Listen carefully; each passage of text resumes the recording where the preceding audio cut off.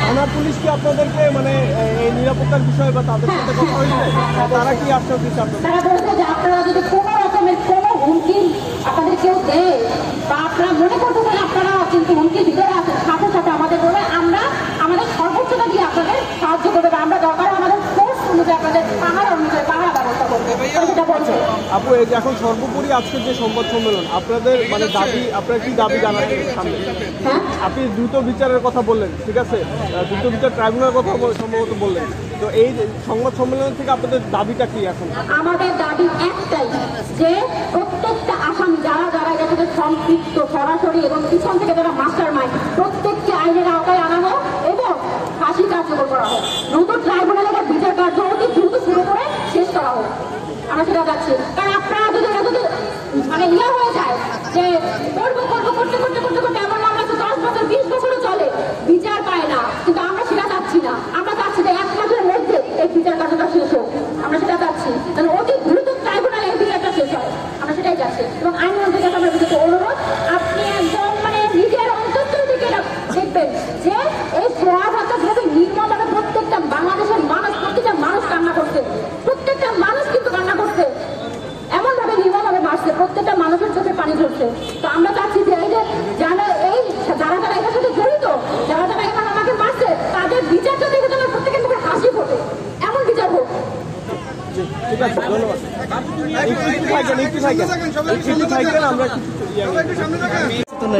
আমার নাম লাখিয়া, আমি আমার স্বামীর হত্যার বিচার চাই।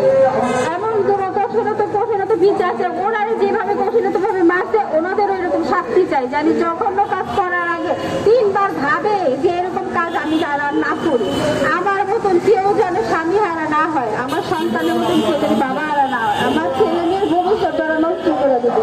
এখন আমি ছেলে মেয়ে নিয়ে খুব কষ্টে আছি, ওদের নিয়ে ভয় আছি যে ওরা যদি বাইরে যেতে পারতেছি না, ওদের নিয়ে কোথাও যেতে পারতেছি না, আমার হাজবেন্ডের দোকান বন্ধ, আমরা কি কিভাবে চলবো, কিভাবে কি করবো, একমাত্র আল্লাহ জানে। আমরা খুব কষ্টে আছি, তাই আমি চাই ওই খুনিদেরকে এরকম শাস্তি দেওয়া হোক, এরপরে যেন এরকম কেউ ক্ষতি না করতে পারে, সবাই যেন এটা দেখে ভাবে যে কারে এরকম করে শাস্তি দিলে ওদের কতটা গভীরতা শাস্তি পেতে হয়, যে আমার সন্তানের যেরকম কষ্ট দিচ্ছে ওর সন্তানের জন্য এরকম কষ্ট পায়, যে বাবা ছাড়া যে কেমন লাগে একটা সংসারের মধ্যে একটা চলে গেলে কিরকম যে লাগে আমরা তো বুঝতে পারছি। আমি আপনার সবার কাছে অনুরোধ করে আমার হাজবেন্ডের বিচার চাই, যারা বাইরে আছে, যে আসামিরা বাইরে আছে তাদের কঠিনত তাড়াতাড়ি ধরে আনবেন মাধ্যমে শাস্তি দেওয়া হোক। আর আমি সবার কাছে আমার হাজবেন্ডের বিচার কামনা করি। আর আমার হক রনি যে মূল কাঠিনারের কাছে তাদেরকে তাড়াতাড়ি দ্রুত ধরা হোক, তারা এখনো বাইরে, তারা বাইরে, আর আমরা খুব আতঙ্কের মধ্যে আছি আমার ছেলে মেয়েদের নিয়ে, যে আমরা ভয়ে বের হইতে পারতেছি না, স্কুলে নিয়ে যেতে পারতেছি না, আমার হাজবেন্ডের দোকান বন্ধ, এখন যে আমরা কিভাবে কি করবো।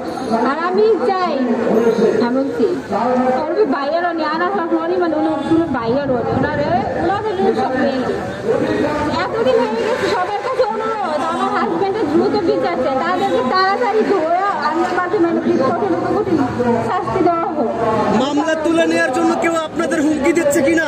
আমরা হুমকি পাই, হুমকির মধ্যে আছি, কারণ ভয়ে আছি ওনারা যে খারাপ লোক, হয়তো আমাদের কিছু করতে পারে, তাই আমরা ভয়ে আছি ওনাদের জন্য। ওনাদের যতক্ষণ আইনের মাধ্যমে ধরা না আসতেছে ততক্ষণ আমরা কি সুরক্ষিত না, ছেলে মেয়েদের নিয়ে বাইরে যেতে পারতেছি না।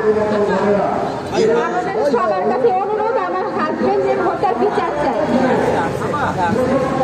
চাচ্ছি আমার বাবার হত্যার বিচার হোক, সুষ্ঠু বিচার হোক, এবং যে শাহরুখ হোসেন যে টিটু তাকে যে এখনো ধরা হচ্ছে না তাকে ধরা হোক, এবং এজাহারে যার 4 জনের নাম বাদ দেওয়া হচ্ছে তাদের 4 জনের নাম যুক্ত করে তাদেরকে ধরা হোক। বাবার কথা কি এখনো মনে পড়ে কিনা বা কোনো স্মৃতি আছে কিনা বাবার সাথে? হ্যাঁ, বাবার কথা এখনো মনে পড়ে। বাবার সাথে কোনো স্মৃতি আছে কিনা? লাস্ট কথা বলছি যখন আমার বাবা বের হবে তখন। এমন আমার বাবা বের হচ্ছে, আমি বাবার বলছি বাবা কোথায় যাচ্ছি, বাবা বলছে যে একটু কাজ আছে আমি একটু আসতেছি, এটা বলে আমার বাবা বের হয়ে গেছে। বাবার কোন স্মৃতিতে সবথেকে বেশি ব্যথা দেয় আপনাদের? আমার বাবা লাস্ট আমাকে মানে কথা বলছে সেই স্মৃতি আমার এখনো মনে পড়ে। আর আমার বাবা লাস্ট মানে ওই দিনের পরে 9 তারিখের পর আর কথা বলে নাই। আমার বাবা আমার রাগ ভাঙাইতো, আমাকে অনেক আদর করতো। ঠিক আছে। তোমার সাথে আন্টি আন্টি আন্টি এর সাথে একটু কথা বলুন। আচ্ছা আন্টি একটু সামনে। জি কিন্তু যে 2 নম্বর আসামি তাকে গ্রেপ্তার করা হচ্ছে না এবং আমরা চাচ্ছি যে তাকে গ্রেপ্তার করা হোক এবং এই যে 4 জন আসামি যে বাদ দেওয়া হয়েছে এই 4 জন আসামিকে অনুরোধভাবে বলতেছি যে এই 4 জনকে এজাহারে যুক্ত করা হোক। আমাদের এটাই দাবি। আর সর্বশেষ আপডেট হচ্ছে যে আমি চাচ্ছি যে এটা খুব দ্রুত ট্রাইব্যুনালে এটা বিচার কার্যটা শুরু হোক এবং অতি তাড়াতাড়ি শেষ হয়ে যাক। আমরা এই যে মাসের পর মাসে যে আপনাদের সাথে ভিডিও করতেছি, আপনারা আজ করবেন 2 দিন থাকবে 3 দিন থাকবে, পরবর্তীতে কিন্তু এটা থাকবে না। তখন কিন্তু আসামিরা চাইবে তারা রিলিজ হইতে, কিন্তু এই রিলিজটা যেন না হইতে পারে এই জন্য আমরা চাচ্ছি যে সর্বোচ্চভাবে তাদেরকে যেভাবে সর্বোচ্চ শাস্তি দেওয়া হয় এইটার জন্য যে কার্যকরগুলো এগুলোর জন্য সবকিছু প্রয়োগ করা হয় এবং এই দেশে যে আইন আছে এই আইনটা প্রয়োগ করা হোক। আমাদের এই একটাই দাবি যে আমার মামাকে যে প্রকাশ্যে যেভাবে মারা হয়েছে ওইটার সুস্থ বিচারটা হোক। আমরা এটাই চাইছি, এটাই আমাদের চাওয়া, এটাই আমাদের পাওয়া। যদি সুস্থ বিচারটা হয় অন্তত ওরা 2 জন বা আমার ফ্যামিলিটা আমরা শান্তি পাবো। যখন আমার মামাকে পাথরগুলো মারা হইতেছিল তখন কলিজাটা কত বিক্ষত হয়ে গেছিল। এখন পর্যন্ত রাত্রে ঘুমাইতে পারি না। যাদের স্বজন যায় তারা বোঝে যে স্বজন আর ব্যথাটা কতটুকু, এটা একমাত্র স্বজন জানে। আমি চাচ্ছি যে আর যেন কোনো মায়ের বুক খালি না হয়, কোনো সন্তান যেন বাবা হারা না হয়, কোনো ভাই যেন কোনো বোন যেন ভাই হারা না হয়। সেই জন্য দেশ যেন একটা সুষ্ঠু বিচার করে। আমার বিনীত অনুরোধ আইনমন্ত্রীর কাছে যে আপনি দ্রুত এই বিচার কার্যটা শুরু করেন এবং সর্বোচ্চ শাস্তিটা আপনি দেন। অন্তত যেন বাংলাদেশে কোনো রকমের আর সন্ত্রাসী জন্ম না নেয়। অন্তত জন্ম হওয়ার আগে একবার আমরা কিন্তু আর আমরা দেখবেন যে আমাদের বাংলাদেশে অনেক দিনের পর দিন হত্যাকাণ্ড হইতেছে, দিনের পর দিন নির্যাতন হচ্ছে, দিনের পর দিন ধর্ষণ হচ্ছে, দিনের পর দিন হত্যাকাণ্ড হচ্ছে, নির্মমভাবে হত্যা করতেছে। একটু দাঁড়ান, একটু দাঁড়ান। আপু একটু এদিকে আসেন।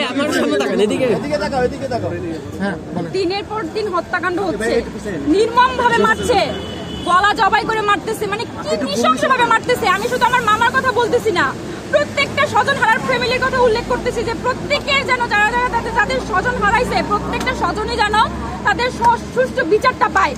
আমি শুধু আমার মামার কথা বলতেছি না, প্রত্যেকটা স্বজন যেন সুষ্ঠু বিচার পায় এবং এমন ভাবে বিচার করা হোক যেন পরবর্তীতে কোনো সন্ত্রাসযোগ্য কাজ করার আগে 100 বার ভাবে যে এই বাংলাদেশ হচ্ছে একটা আইন আওতাধীন।